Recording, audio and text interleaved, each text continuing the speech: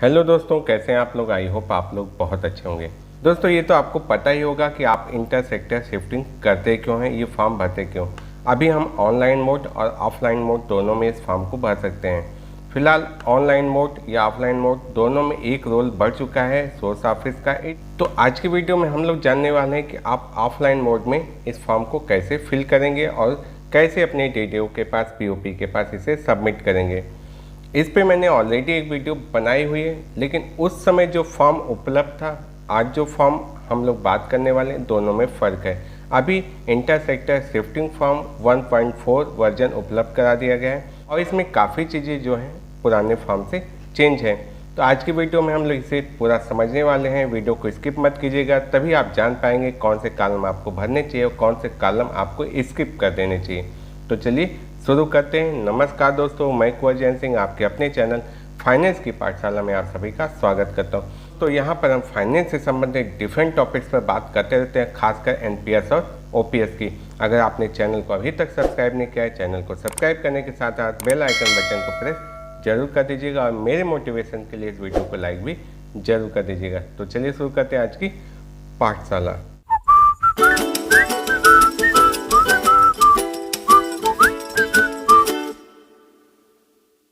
तो दोस्तों, मैं चलता हूँ अपने लैपटॉप पर, जहाँ पर इस फॉर्म को हम थोड़ा बड़े में देख पाएंगे।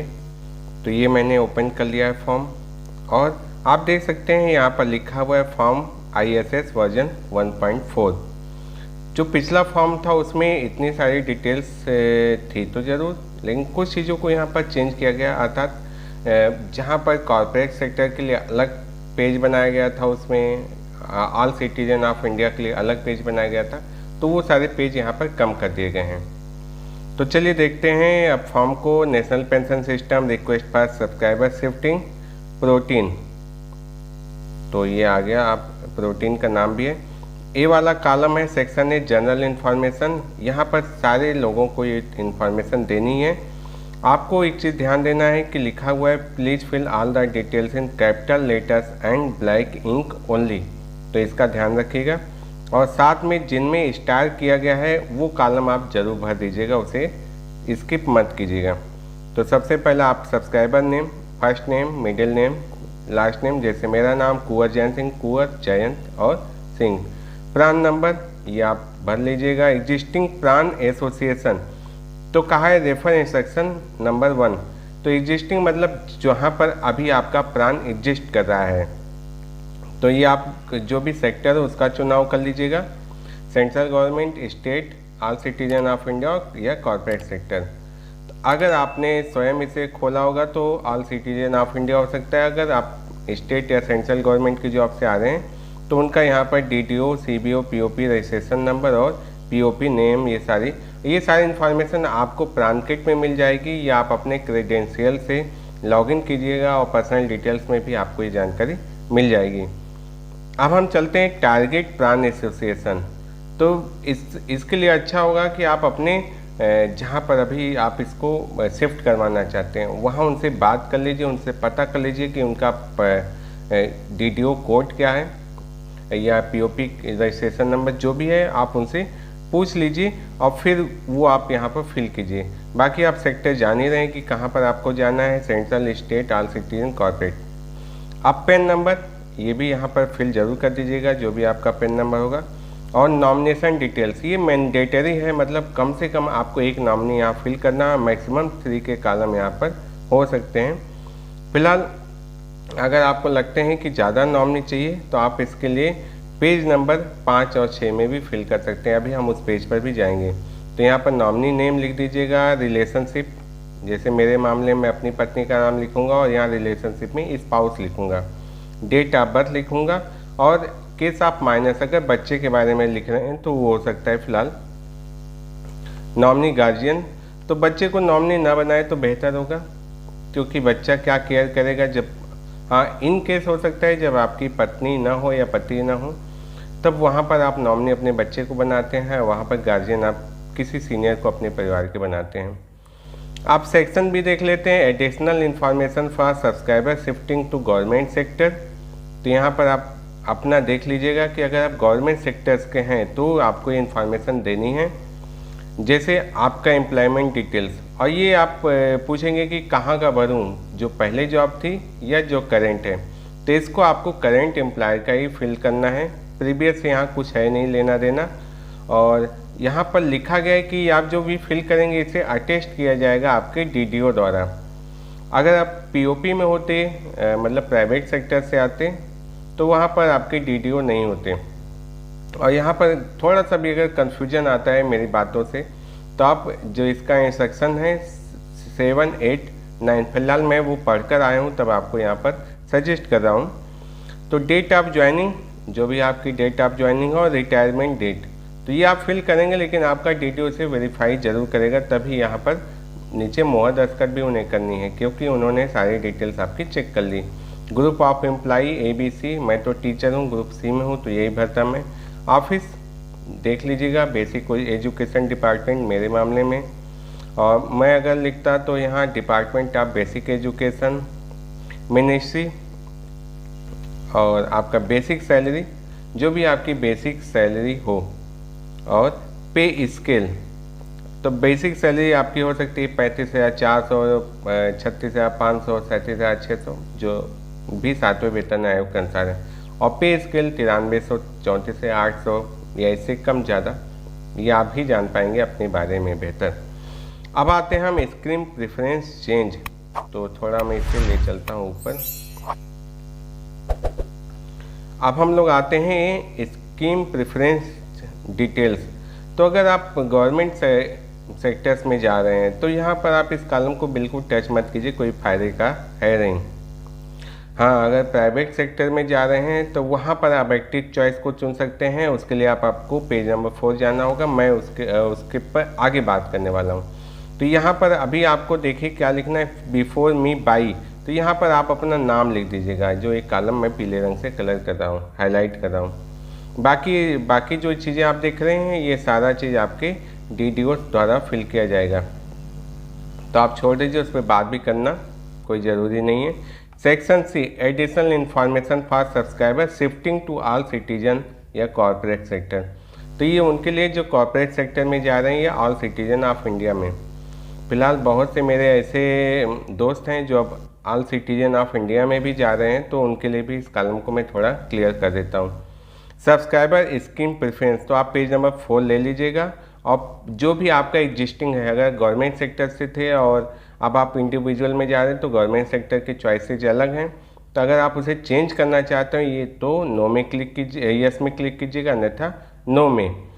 और इसके लिए आपको पेज नंबर 4 देखना ही ज़्यादा अच्छा रहेगा, वहाँ से आपको पता चल जाएगा। अब KYC डॉक्यूमेंट्स में आप यहाँ पर पैन और आधार लगा दीजिएगा, डेट ऑफ बर्थ के लिए भी आप पैन लगा देंगे चल जाएगा।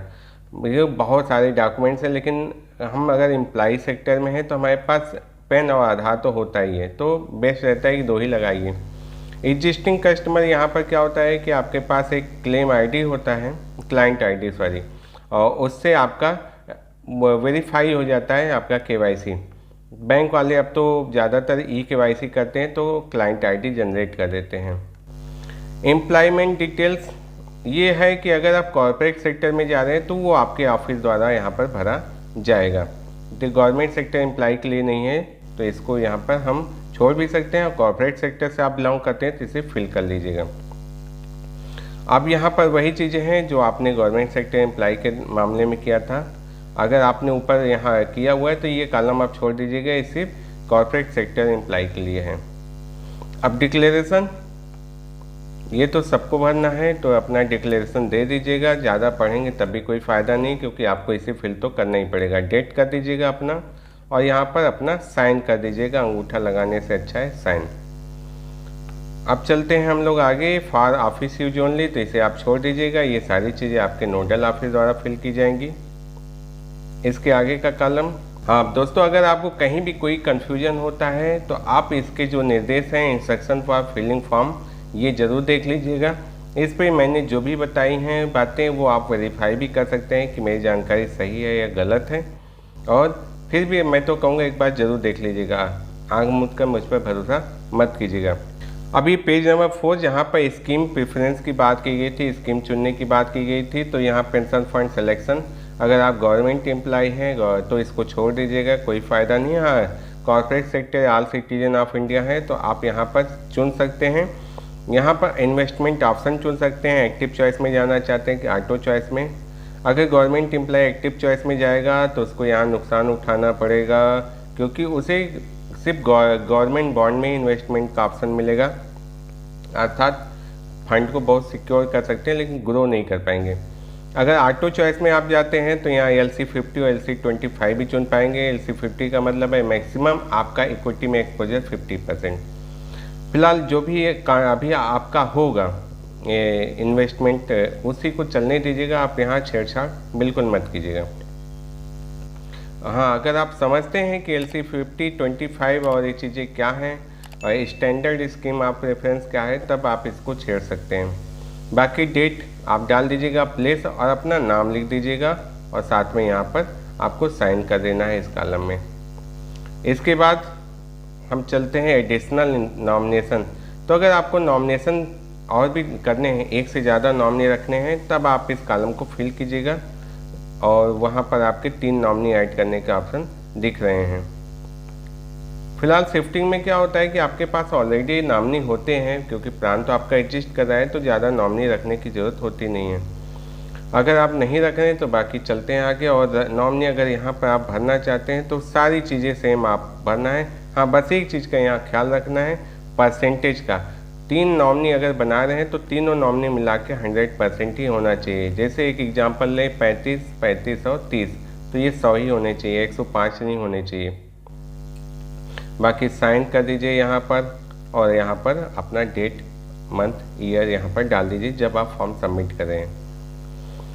अब पेज नंबर 6 क्या कहता है, ये है आपके DDO POP द्वारा भरा जाना। तो इसको आप कुछ मत कीजिए। हाँ, एक काम आप DDO POP का आसान कर सकते हैं, यहाँ आप अपना नाम फिल कर दीजिएगा जिससे उन्हें नहीं भरना पड़ेगा और बाकी चीज़ें वो खुद कर लेंगे। तो ये पेज लगभग हो गया ख़त्म। अब हमारे पास यहाँ पे कोई काम नहीं। अब आप देख सकते हैं ये पे मैट्रिक्स है, सॉरी एलोकेशन मैट्रिक्स है इक्विटी का, तो आप इसको रीड कर लीजिएगा। जानकारी करना कोई बुरी बात नहीं है, नॉलेज रहेगी, इन्फॉर्मेशन रहेगी तो अच्छी बात है। फिलहाल इसका कोई फ़ायदा खासकर हम लोगों को नहीं मिलता है जो ऑटो चॉइस में जाते हैं।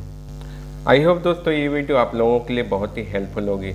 इस वीडियो को बनाने के लिए कमल जी ने कमेंट किया था कि ISS 1.4 वर्जन फॉर्म को कैसे फिल किया जाए, इस पर एक वीडियो बना दें। दोस्तों मैं इस चैनल पर ऐसे ही यूजफुल कंटेंट लाता रहता हूं। अगर आप चैनल पर नए हैं, पहली बार आए या अभी तक आपने चैनल को सब्सक्राइब नहीं किया, चैनल को सब्सक्राइब करने के साथ साथ बेल आइकन बटन को प्रेस जरूर कर दीजिएगा और साथ में इस वीडियो को लाइक भी जरूर कर दीजिएगा। चलिए मिलते हैं नेक्स्ट वीडियो में ऐसी इन्फॉर्मेशन, नॉलेज और अपडेट के साथ। तब तक के लिए नमस्कार।